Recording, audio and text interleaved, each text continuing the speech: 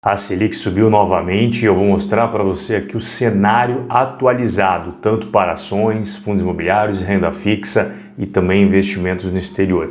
Tem muita novidade, tem muita coisa interessante, então se você ficar até o final do vídeo aqui hoje, você vai sair com uma série de coisas que você nem tinha parado para pensar. Não apenas vou te trazer os insights, como também as ações de dividendos que estão pagando rendimentos acima da Selic, os fundos imobiliários que estão pagando acima da Selic, vou trazer ações americanas que também estão pagando já líquidas de imposto. Cara, hoje realmente o conteúdo vai ser diferenciado para você. O primeiro ponto que você precisa muito saber é que toda vez que a taxa de juros de um país ela é alterada, automaticamente o mercado faz uma reprecificação nos ativos de renda variável, fundos imobiliários, ações no exterior, stocks que são ações, fundos imobiliários americanos que são REITs, é normal, isso acontece no mundo inteiro. Para pensar aqui comigo, quando você coloca o seu investimento num ativo, você espera um retorno, certo? É claro que você não tem certeza do retorno, mas você espera que traga uma rentabilidade positiva. Ninguém compra uma ação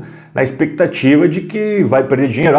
Espero que nesta ação aqui eu tenha uma rentabilidade negativa de 15%. Eu vou comprar esse fundo imobiliário e pelos meus cálculos a minha expectativa de retorno é menos 25%. Mas o quanto que você espera de rentabilidade? Aqui tem uma série de fatores que influenciam, mas uma regra básica você precisa saber. Faz de conta que a nossa taxa de juros está em 10%. Toda vez que você vai investir em ações, você espera no mínimo esses 10%.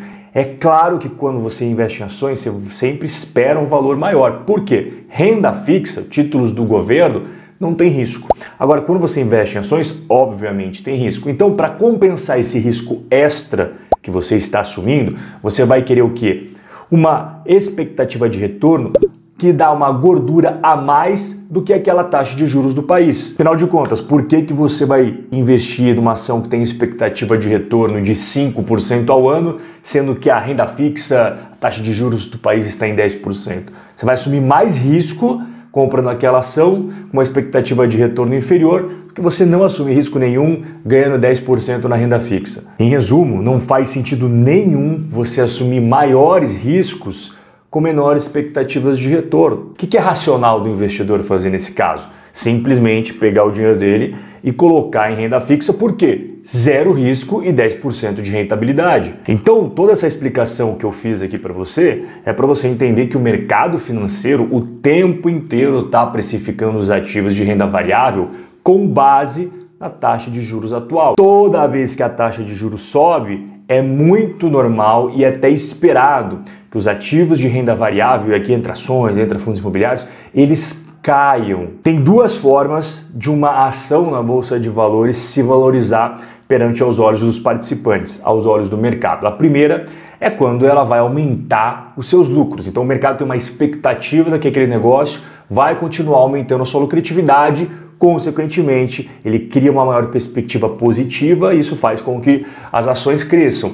E por outro lado, é quando aquela ação resolve pagar maiores dividendos. Então a gente faz ali uma continha para ver o quanto que ela está pagando, quanto que ela espera pagar mais e faz toda a análise. Só que quando você tem uma ação que não tem perspectiva de aumentar o seu crescimento de lucros e também não tem perspectiva de aumentar o pagamento dos seus dividendos, só sobra uma forma para que a ação e o fundo imobiliário permaneça atrativo para o investidor, que é o que? O preço diminuindo na Bolsa de Valores. Então imagine aqui uma ação que custa R$10 e a cada ano ela tem R$1 de lucro, ela paga R$1 de dividendo.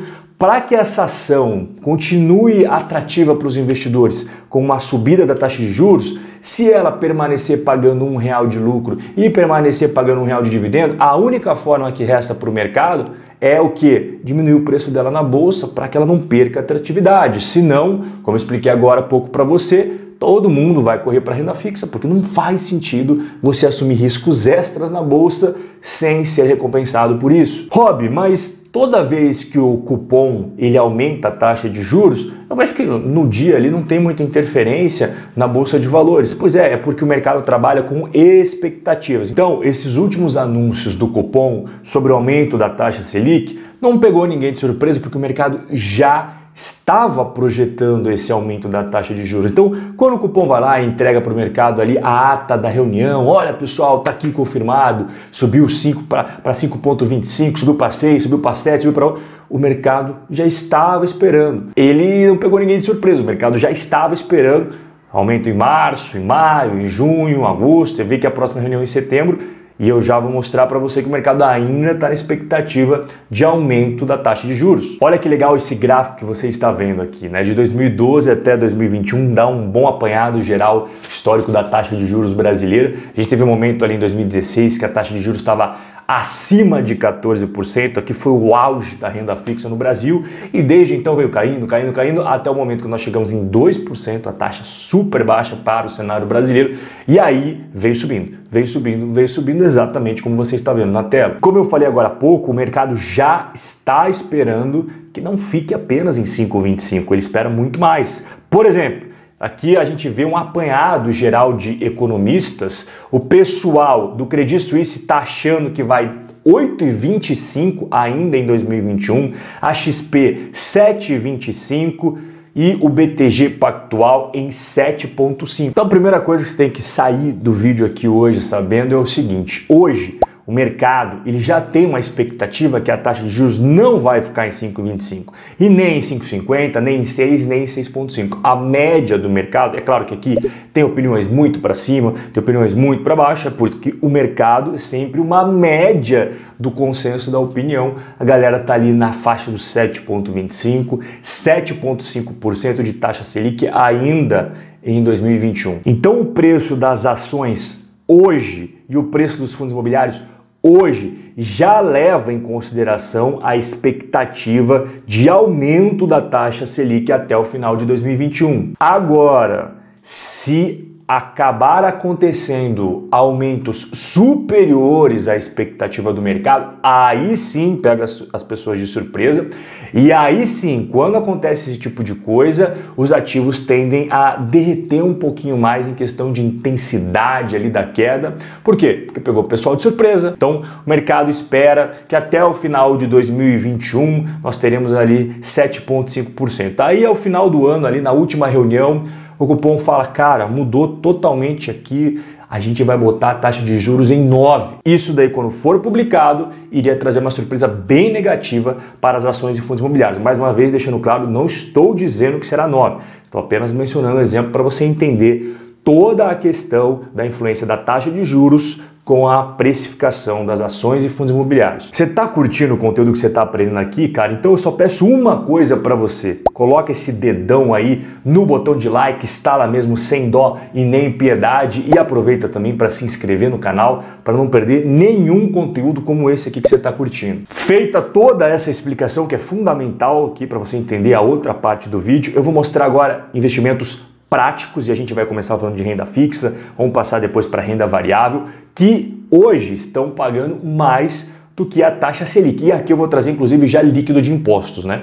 Tem alguns investimentos que são isentos, outros não, então eu vou trazer para você limpo aqui, o que realmente iria cair no seu bolso. Primeiro investimento, a gente não pode ser ingênuo, achar que as pessoas não têm mais dinheiro na poupança, a poupança já era, tem muita gente que tem dinheiro na poupança, sim. Eu sempre falo, eu nem vejo a poupança como investimento, só vejo a poupança com uma utilidade, para você deixar o dinheiro lá, ter fácil acesso caso você precise para uma emergência, caso você precise para um perrengue, mas eu não considero poupança investimento. Eu considero como se fosse uma conta corrente que você deixa ali para ter fácil acesso. Feita essa explicação, como é que funciona a lógica da poupança? É muito simples, cara. Quando a taxa Selic ela é inferior a 8,5%, a poupança paga 70% da taxa Selic no Brasil, mais a taxa referencial, que olha, nem leva em consideração, porque quando ela não está zerada é pouquíssima coisa. E quando a taxa Selic é superior a 8,5%, a poupança paga 0,5% ao mês mais a taxa referencial. Hoje, a taxa Selic subiu para 5,25%. Portanto, se você fizer a continha, você vai descobrir que ela estaria pagando 3,67%. Então, quanto que isso dá em grana? Coloquei aqui 4 valores, né? R$1.000, R$3.000, R$5.000 e R$10.000. E na coluna da direita, o quanto que você teria após 12 meses de investimento. Lembrando que a poupança não tem incidência de imposto de renda, portanto, tudo isso que você está vendo na coluna da direita já é o valor líquido de IR. Segundo instrumento muito utilizado pelos investidores também, e ali faz parte da reserva de emergência, faz parte ali de algumas pessoas da parte de renda fixa da carteira, que é o quê? É o Tesouro Direto, principalmente o Tesouro Selic. O Tesouro Selic eu até deixei destacado aqui na tela, galera, é as taxas mais atualizadas dos tesouros no Tesouro Direto brasileiro, tanto pré-fixado quanto o Tesouro Selic. Eu vou pegar para os nossos fins ilustrativos aqui este Tesouro Selic que está destacado em amarelo. Então aqui para ficar bem bacana, você lembra que a poupança a gente viu o cálculo após 12 meses quanto que você ganharia. Para ficar legal, eu vou também botar o Tesouro Selic como você vendesse daqui a 12 meses, que aí entra a tributação de 17,5%. Então deixou mais que um ano ali, cara, né, que seria 366 dias, seria essa taxação que você pegaria. A rentabilidade bruta não faz muito sentido pra gente, porque a gente tem que pagar imposto de renda, então a rentabilidade líquida seria 4,55% ao ano. Portanto, na coluna da direita você vê o quanto que você teria recebido após 12 meses investindo 1.000, 3.000, 5.000 e 10.000. Você conseguiu perceber claramente que são valores pouquinho maior do que a poupança. Então aqui a gente vai para o terceiro prazo, que seria o quê? Uma renda fixa mais agressiva. Uma renda fixa que paga mais do que o CDI, paga mais que a Selic. Quando a gente pega CDB de bancão, eles geralmente pagam o quê? Bem abaixo do CDI. Quando a gente pega instituições financeiras que não são bancões, fintechs e tal, eles têm que pagar acima do CDI justamente para atrair recursos, né? Senão o pessoal não pode, porque você está pagando igual, por exemplo, a Caixa, pagando igual o CDB do Banco do Brasil, por que eu vou investir com vocês? Então esses caras botam a régua para cima para atrair mais recursos. Eu separei 3 aqui, XP, C6 e Banco Pan, e esses investimentos, liquidez no vencimento. Ou seja, se você pretende, por exemplo, fazer uma reserva de emergência com esses ativos aqui, tá totalmente errado, cara. Você só vai ter, por exemplo, no CDB da XP, acesso em janeiro de 2026. Inclusive eu vou pegar como explicação aqui para os nossos cálculos esse daí da XP. Assim como os títulos de renda fixa ali do Tesouro Direto, que pagam imposto de renda, esses daqui também pagam imposto de renda. Então eu facilitei os cálculos para você, peguei o CDB da XP e vi quanto que você ganharia já líquido de imposto para cada uma dessas faixas aí de investimento que você está vendo na tela. Você percebe que paga mais do que poupança e paga mais que o Tesouro Selic, mas é óbvio, por que será que paga mais? Porque tem muito mais risco, né? Não estou dizendo aqui que a XP é ruim, que o C6 é ruim, nada disso. O que eu estou dizendo para você é que quando você empresta dinheiro para o governo, tem menos risco do que quando você empresta dinheiro para uma instituição privada financeira no Brasil. Isso é óbvio. Quarto instrumento são os fundos imobiliários. A maioria dos Robin Holders tem pelo menos um desses fundos imobiliários na carteira, então por isso que eu selecionei eles. Os fundos imobiliários têm rendimentos isentos de imposto de renda, perfeito? Então tudo que você vai ver aqui já é a rentabilidade líquida de imposto que vai realmente cair no seu bolso. Eu separei 4, o Maxi Renda, que é um FII de papéis, o BCFF11, que é um FII de fundos imobiliários, ele compra outros fundos imobiliários, o HGLG11, que é galpões logísticos, e o XP também é galpões logísticos. Eu particularmente gosto bastante de você ter pelo menos ali na sua carteira renda fixa, fundos imobiliários e ações. É claro que isso não se resume apenas no Brasil, também você ter renda fixa, fundos imobiliários e ações norte-americanas, para ter uma diversificação bem legal na sua carteira. Inclusive aqui já vou puxando o nosso próximo investimento, nosso quinto investimento, que seria as ações pagadoras de dividendos em dólares. E é claro, já descontei para você o imposto de renda. Ah, Robin, para lá, a ExxonMobil, a Philip Morris, elas estão pagando, quando a gente pega já líquido de imposto de renda, abaixo da Selic. Eu sei, meu caro, que a taxa de juros nos Estados Unidos não é 5,25% ao ano, é bem mais baixa. Então tenha em mente isso, e quando a gente fala em cenário norte-americano, uma ação que paga limpo 5 é muita coisa. E é claro que nós também vamos falar de ações brasileiras que estão pagando acima da Selic, e aí sim a comparação fica bem perfeitinha, bem justa, porque taxa Selic taxa de juros no Brasil e ações brasileiras da Bolsa Brasileira. Então faz total sentido, todo mundo está falando aqui do mesmo campo que nós estamos jogando. Transmissora Paulista e Taesa são do setor elétrico, historicamente tem aí um grande pagamento de dividendos para os seus investidores, nem sempre é 14%, nem 13%, tá? Legal é você sempre ter uma expectativa mais moderada, não espere que vai ser 14% todos os anos, porque não vai, é que está um pouquinho para cima, mas elas são sim grandes pagadores de dividendos. A Vivo também é uma grande pagadora, o Banco do Brasil, tem outras empresas que quando se recuperarem, por exemplo, a Itaúsa, que está com dividend yield muito comprimido, justamente porque o Itaú teve o seu lucro comprimido por causa da crise, quando voltar, vai voltar a pagar bons dividendos. Rob, já que você falou em 2022, tem alguma coisa fora do radar que está te preocupando? Sim, tem algo que está me preocupando muito, que é essa iniciativa do governo de querer parcelar os precatórios. O precatório é quando você ganha um processo contra o Estado tem que te pagar, mas ele nunca paga logo que acaba o processo. Ele vai te dar um título, dizendo, olha, eu realmente perdi, eu te devo e vou te pagar. Tá? Vai entrar na lista esse título que você tem aí, para que eu pague daqui a 1 ano, 3 anos, 5 anos, 10 anos, 15 anos. E aqui eu não estou exagerando não, viu, cara? Depende do tipo de precatório, é só os seus filhos, os seus netos, os seus bisnetos que vão receber esse negócio. Agora, segundo essa proposta, a tendência é querer dificultar mais ainda o recebimento desse dinheiro. O governo está com uma proposta de parcelar o pagamento dos precatórios aí já em 2022. Essa proposta é extremamente prejudicial para a segurança jurídica do mercado brasileiro. E por quê? Cara, é porque o precatório ele já é o reconhecimento de que você merece receber aquilo lá. Ou seja, não tem mais dúvida, não cabe mais recursos, já foi decidido que o governo precisa te pagar. Por quê? Porque ele fez alguma coisa errada para você e ele tem que te recompensar por causa disso, né? Tem que te reembolsar o valor, alguma indenização, algo assim. É teu direito, cara. Como cidadão é teu direito receber aquilo. E em 2022, apenas na esfera da União Federal, estava programado para pagar 90 bilhões de reais em precatórios. E o governo viu que, não, vamos passar um negócio aqui para fazer um parcelamento.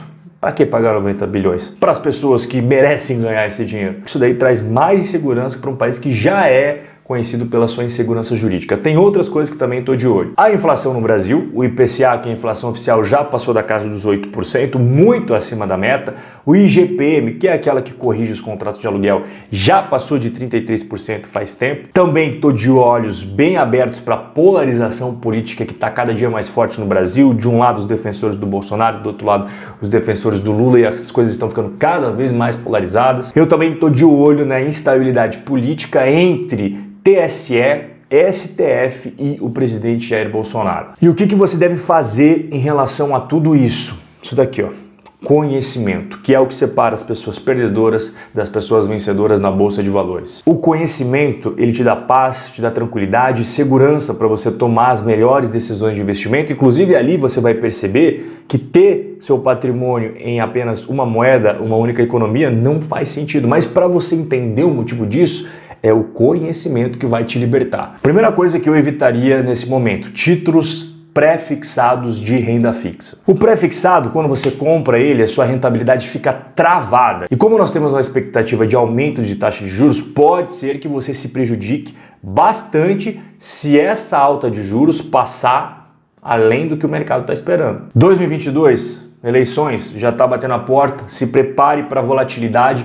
Como se proteger da volatilidade? Tendo uma parte da sua carteira exposta à economia americana e à moeda norte-americana, que é o dólar. Em momentos de crise e tensão no Brasil, é normal que o dólar se valorize. Então, faz sentido total você ter uma parte da sua carteira em dólar. Se você quiser, e aqui não é obrigatório, você pode ter também uma pequena parcela do seu patrimônio em criptomoedas. Já em relação à renda variável, você tem que fazer o feijão com arroz, focar em negócios com histórico de lucratividade, margens boas, dívida controlada, marcas fortes, fluxo de caixa robusto e, se fizer sentido para você, como faz para mim, aquelas empresas que costumam pagar ou o pool dos dividendos aos seus investidores. E isso vale tanto para o mercado brasileiro quanto para o mercado americano. E tem gente que quer simplificar a vida, e aí que entra outro instrumento que é bem legal, que são as ETFs. São pacotões de investimentos, então dentro ali você vai ter várias ações. E isso é muito legal para quem está começando nos Estados Unidos, porque simplifica a sua vida, tem várias e várias ações dentro de um pacotão e a sua diversificação vai estar bem tranquila logo desde o começo. E por fim, mas não menos importante, uma exposição a imóveis, seja no Brasil através de fundos imobiliários ou no exterior. Melhor é ter os dois. O legal de você estar exposto ao mercado imobiliário é que você ganha em duas frentes: os rendimentos constantes, e costumam ser bem gordinhos, aos seus investidores, e no longo prazo, a valorização do capital. Eu tenho, inclusive, uma exposição no mercado imobiliário, você já sabe que você me acompanha na carteira do canal, uma ETF de REITs. Dentro desse pacotão tem mais de 140 fundos imobiliários americanos de diversos setores e eles pagam a cada final de trimestre um dividendo bem gordinho para mim. Inclusive, se você quiser saber tudinho como que eu penso e faço com os meus investimentos, aqui embaixo fica a sugestão para você assistir essas 4 aulas sobre a checklist que eu fiz para escolher ações, como montar a carteira, realmente construir um portfólio bem sólido e diversificado para te dar tranquilidade. Como eu falei agora há pouco, o que separa os vencedores dos perdedores na bolsa é isso daqui, o conhecimento. Então fica aí o convite para você ter conhecimento gratuito. Primeiro link na descrição, você clica ali, deixa seu e-mail, vai receber a primeira aula em menos de 1 minuto na sua caixa de entrada, a segunda aula no outro dia, a terceira no outro e assim por diante. O nosso bate-papo chegou ao final, um forte abraço e eu vejo você no nosso próximo encontro.